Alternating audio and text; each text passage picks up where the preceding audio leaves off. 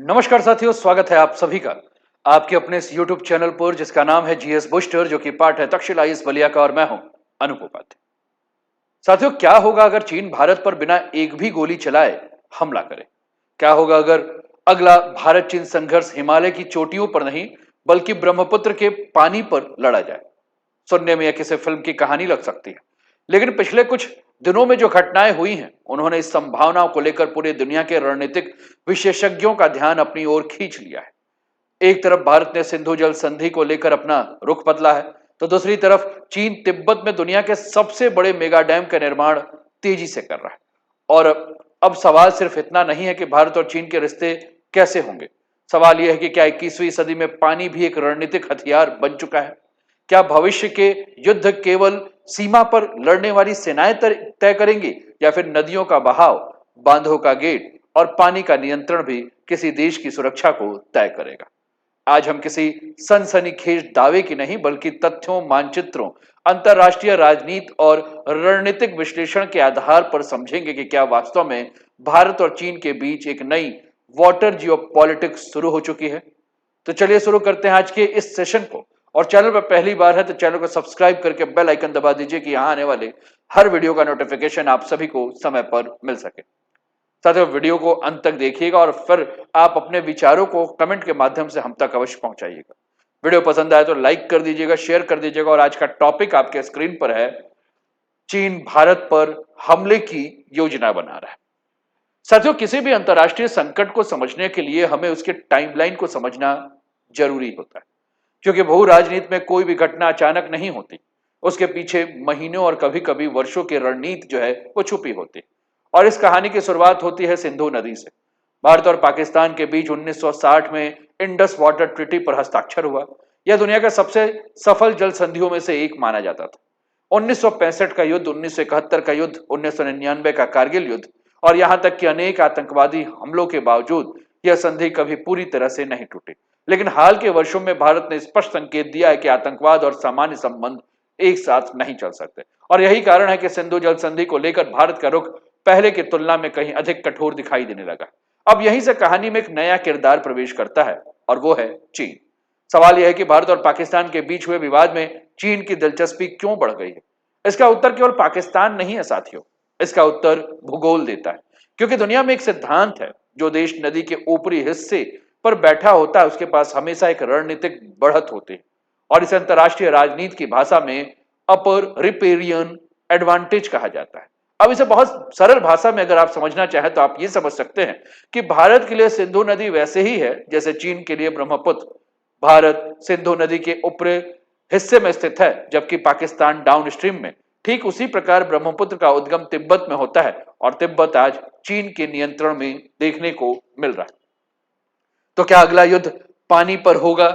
इसी चर्चा को हम लेकर आगे बढ़ रहे हैं। साथियों, भारत के लिए चीन की वही स्थिति है जो पाकिस्तान के लिए भारत है, और यहीं से पूरे जियोपॉलिटिक्स की कहानी बदल जाती है। अब सवाल उठता यह है कि क्या चीन वास्तव में ब्रह्मपुत्र के पानी को हथियार बना सकता है? क्या वह भारत के पानी को रोक सकता है? क्या वह भारत में बाढ़ ला सकता है?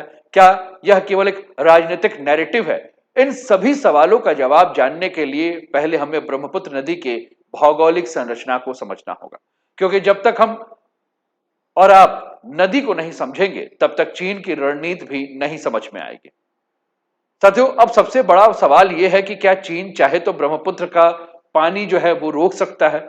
और चीन ने जो है वो ब्रह्मपुत्र नदी पर मेगा डैम जो है वो बनाया हुआ। आप अपने स्क्रीन पर साथियों ये ब्रह्मपुत्र का अगर सफर देखें तो ब्रह्मपुत्र तिब्बत जो कि चीन के नियंत्रण में है, यहां से निकलती है। यारलुंग शांगपो के नाम से नदी आता है। अरुणाचल प्रदेश में नामचा बरवा के पास से नदी एक कोण बनाते हुए दक्षिण की तरफ जाती है। और भारत में यह नदी असम में जो है वह ब्रह्मपुत्र नदी के नाम से जानी जाती है और फिर यह बांग्लादेश में प्रवेश करती है।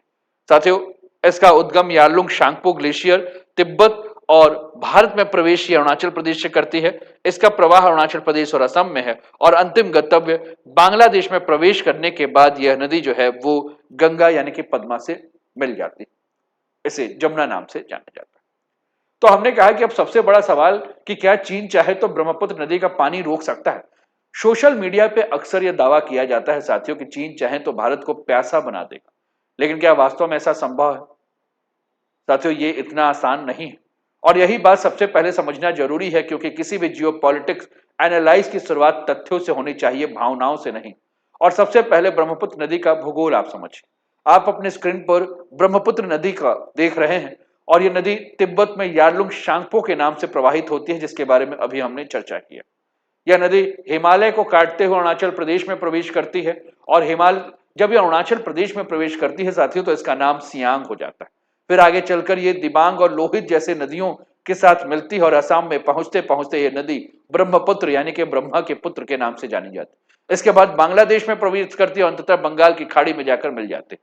अब ध्यान देने योग्य बात यह है कि असली कहानी यहीं से शुरू होती है। बहुत से लोग सोचते हैं कि ब्रह्मपुत्र का पूरा पानी चीन से आता है, लेकिन यह पूरी तरह से सही नहीं। तिब्बत से आने वाला जल महत्वपूर्ण अवश्य है, लेकिन ब्रह्मपुत्र का बहुत बड़ा जल प्रवाह भारत के भीतर होने वाले भारी मानसूनी वर्षा और अनेक सहायक नदियों के जल से बनता है। और यही कारण है कि अधिकांश जल विशेषज्ञों का मानना है कि चीन के लिए पूरी ब्रह्मपुत्र नदी को रोक देना व्यवहारिक रूप से अत्यंत कठिन है। तो इसका मतलब क्या खतरा खत्म हो गया है? ऐसा भी नहीं है साथियों, क्योंकि आधुनिक रणनीति केवल नदी रोकने की नहीं होती, नदी को नियंत्रित करने की होती। युद्ध अब केवल इस बात से नहीं जीते जाते हैं कि आपके पास कितना पानी है, बल्कि इस बात से जीते जाते हैं कि आप पानी कब छोड़ते हैं, कितना छोड़ते हैं और किस समय छोड़ते हैं। और यहीं से चीन की मेगा डैम स्ट्रेटजी चर्चा में आ जाती है। तिब्बत में ब्रह्मपुत्र के ऊपर ग्रेट बैंड क्षेत्र है।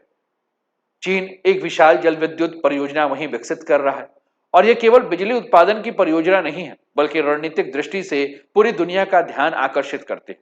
क्योंकि जब किसी नदी पर विशाल जलाशय बनता है तो सरकार के पास पानी के प्रवाह को एक सीमा तक नियंत्रित करने की क्षमता होती है और यहीं से भारत की चिंता शुरू होती है।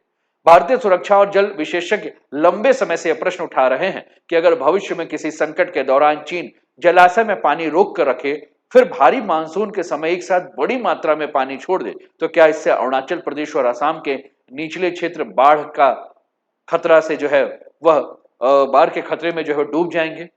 साथियों, आपको ध्यान रखना यह होगा कि यह एक संभावित रणनीतिक चिंता है, यह स्थापित तथ्य नहीं।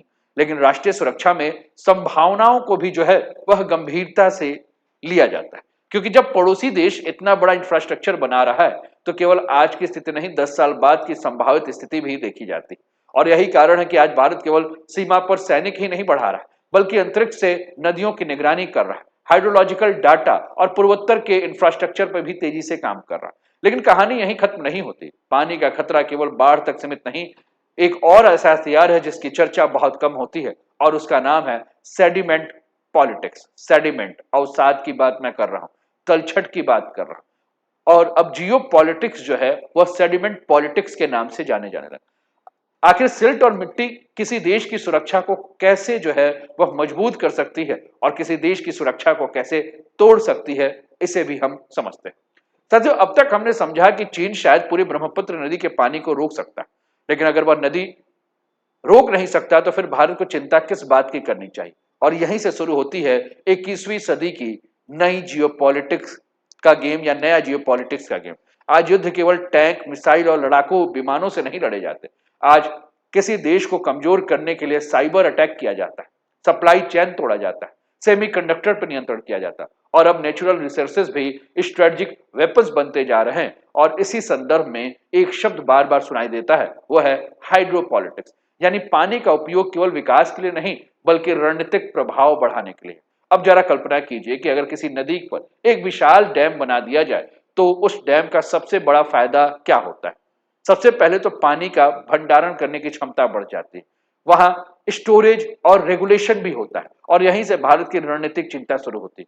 मान लीजिए कि मानसून अपने चरम पर है, अरुणाचल प्रदेश, आसाम पहले से भारी वर्षा और बाढ़ से वो जूझ रहे हैं, नदी का जल स्तर ज्यादा है और उसी समय अगर अपर स्ट्रीम रिजर्वायर यानी कि डैम से अतिरिक्त पानी चाइना ने छोड़ दिया तो निचले इलाकों में बाढ़ की स्थिति और ज्यादा गंभीर हो जाएगी।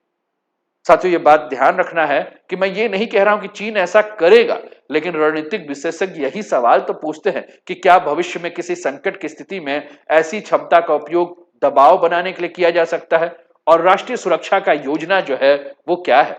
साथियों, राष्ट्रीय सुरक्षा की योजना संभावनाओं को ध्यान में रखकर बनाई जाती है और यही कारण है कि भारत आज केवल सीमा रक्षा नहीं कर रहा है बल्कि वाटर सिक्योरिटी को भी नेशनल सिक्योरिटी का हिस्सा मानने लगा। लेकिन कहानी यही खत्म नहीं हो रही। एक और बड़ा मुद्दा जिसके ऊपर हम चर्चा कर रहे थे, जिसको हमने सेडिमेंट पॉलिटिक्स कहा, उसके बारे में फिर से इस चर्चा को आगे बढ़ाते हैं। आप सोच रहे हो कि मिट्टी और राष्ट्रीय सुरक्षा का क्या संबंध? साथियों, इसके बीच बहुत गहरा संबंध। जब कोई नदी पहाड़ों से निकलती है तो केवल अपने साथ पानी लेकर नहीं आती, अपने साथ लेकर आती है लाखों टन सिल्ट, मिट्टी, पोषक तत्व। और यही सिल्ट सदियों से असम के मैदानों को उपजाऊ बना रही, यही सिल्ट नदी के प्राकृतिक प्रवाह को बनाए रख रही, और यही सिल्ट पूरे ब्रह्मपुत्र बेसिन के इकोलॉजी का आधार है। लेकिन जब किसी नदी पर विशाल डैम बनता है तो उसका डैम केवल पानी नहीं रोकता, वहां सेडिमेंट यानी कि अवसादों को भी, तलछटों को भी रोक लेता है। परिणाम क्या है? डाउन स्ट्रीम क्षेत्रों में पहले जितने उपजाऊ मिट्टी नहीं पहुंचती। धीरे धीरे रिवर मॉर्फोलॉजी बदलने लगती है, फ्लड प्लेन बदलने लगता है, कृषि प्रभावित होने लगती है, जैव विविधता पर प्रभाव होने लगता है, मत्स्य संसाधनों पर असर पड़ सकता है। और यही कारण है कि दुनिया भर के बड़े डैम केवल ऊर्जा परियोजनाएं नहीं माने जाते, ये इकोलॉजिकल प्रोजेक्ट भी होते हैं। जब ऐसी परियोजनाएं किसी अंतर्राष्ट्रीय नदी पर बनती है तो उनका प्रभाव केवल एक देश तक सीमित नहीं रहता है। अब एक और सवाल, अगर भविष्य में किसी संकट के दौरान भारत में बाढ़ आता है तो क्या उसका प्रभाव केवल भारत तक रहेगा? ऐसा कहना जो है वो बिल्कुल सही नहीं है, क्योंकि ब्रह्मपुत्र भारत के बाद बांग्लादेश में प्रवेश करता है, यानी जो कुछ भारत में होगा उसका असर बांग्लादेश पर भी पड़ेगा, और यहीं से कहानी में तीसरे देश की एंट्री हो जाती है। अब सवाल केवल भारत और चीन पर नहीं रह जाता, बल्कि पूरे साउथ एशियन रिवर पॉलिटिक्स इसमें शामिल हो जाता है। क्या चीन बांग्लादेश में अपनी बढ़ती परियोजना के माध्यम से क्षेत्रीय प्रभाव बढ़ाने की कोशिश कर रहा है? क्या भारत और बांग्लादेश की जल सुरक्षा पहले से कहीं अधिक जुड़ चुकी है? और सबसे महत्वपूर्ण, भारत इस पूरी रणनीतिक चुनौती का जवाब कैसे दे रहा है? साथियों, इस वीडियो का जो सबसे महत्वपूर्ण भाग है उस पर अब हम चर्चा को लेकर चलते हैं। अब तक हमने समझा कि ब्रह्मपुत्र केवल एक नदी नहीं, यह दक्षिण एशिया के जियोपॉलिटिक्स की धुरी है। लेकिन अब हम सबसे महत्वपूर्ण प्रश्न, क्या भारत सिर्फ सब देख रहा है या भारत इसका कुछ जवाब भी दे रहा है, इस पे हम चर्चा करते हैं। साथियों, भारत पिछले कुछ वर्षों से अपनी वाटर सिक्योरिटी स्ट्रेटजी को पूरी तरह से बदल रहा है, क्योंकि भारत अच्छी तरह से समझता है कि अगर भविष्य की चुनौतियां बदल रही हैं तो सुरक्षा की रणनीति भी जो है वो बदलनी होगी। और सबसे पहला कदम भारत अपने इंफ्रास्ट्रक्चर पर जो बढ़ा रहा है। भारत ने अरुणाचल प्रदेश में कई हाइड्रो पावर प्रोजेक्ट्स पर काम तेजी से करना शुरू कर दिया। इन परियोजनाओं का उद्देश्य केवल बिजली बनाना नहीं, बल्कि नदी के प्रवाह को बेहतर ढंग से समझना, स्थानीय विकास करना और रणनीतिक उपस्थितियों को मजबूत करना। इसी संदर्भ में ऊपरी सियांग मल्टीपर्पज प्रोजेक्ट की भी चर्चा है। ये वही अपर सियांग है जिस पर अभी मैंने कुछ दिन पहले वीडियो बनाकर आपसे कहा था कि चाइना यहाँ के उत्तर के जो गांव है उस पर कब्जा कर रहा है। ऊपरी सियांग तिब्बत के साथ अपनी सीमा साझा करता है। वहीं भारत जो है वो मल्टीपर्पज प्रोजेक्ट के ऊपर काम कर रहा है।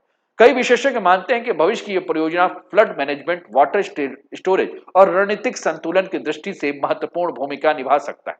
भारत दूसरा कदम तकनीक यानी कि टेक्नोलॉजी के क्षेत्र में कर रहा है। आज युद्ध केवल सीमा पर नहीं लड़े जाते, वे सैटेलाइट के माध्यम से भी लड़े जाते हैं। भारत इस पर भी काम कर रहा है। भारत लगातार remote sensing, satellite monitoring, river flow analysis, flood forecasting system को मजबूत कर रहा है, क्योंकि अगर अपर स्ट्रीम क्षेत्र में कोई असामान्य गतिविधि होती है तो उसकी जानकारी जितनी जल्दी मिल सके, प्रशासन और सेना उसकी तैयारी उतनी जल्दी कर सकता है। तीसरा जो है वो है डिप्लोमेसी। साथियों, अंतरराष्ट्रीय नदियां केवल इंजीनियरिंग का विषय नहीं होती, वे विदेश नीति का भी हिस्सा होती है।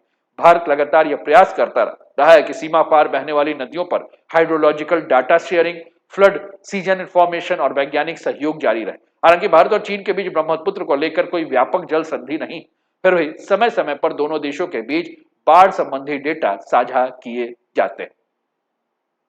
अब सवाल आपसे है कि क्या ऐसी घटना भविष्य में आपको देखने को मिल सकती है? क्या कभी चाइना जो है वह वाटर बम का प्रयोग जो है वो भारत के खिलाफ जो है वो कर सकता है?